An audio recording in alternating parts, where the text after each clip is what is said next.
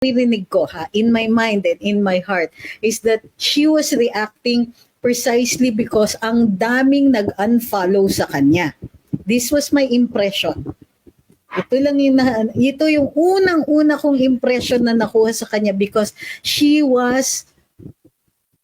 appeared desperate. She appeared to be begging. She was asking for understanding kasi hindi daw maganda yung pagkakasabi, hindi daw maganda yung pagka-draft ng kanyang sinasabi. Maybe, pero mali. Kasi unang-una, totoo yun, ginamit niya ang wika ng prosecution. Pero she used it as though it was an established fact. Diba? Ano-ano yung mga yun?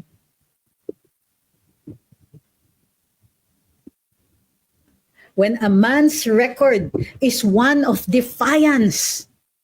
Ano pa? When his legacy is marked by thousands of deaths without trial. Take note ha, sinabi niya dun sa kanyang apology na accused. In other words, binabago niya, hindi niya inaamin yung totoo niyang sinabi.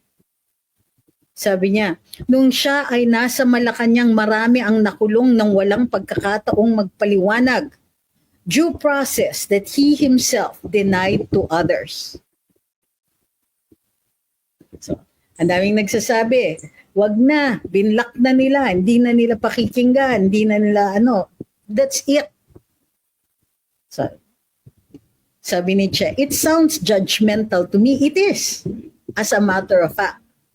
She cannot claim na this was simply an opinion that she begs for our understanding. Panindigan mo, girl, kung yan talaga ang iyong opinion, hayaan mo kami sa amin.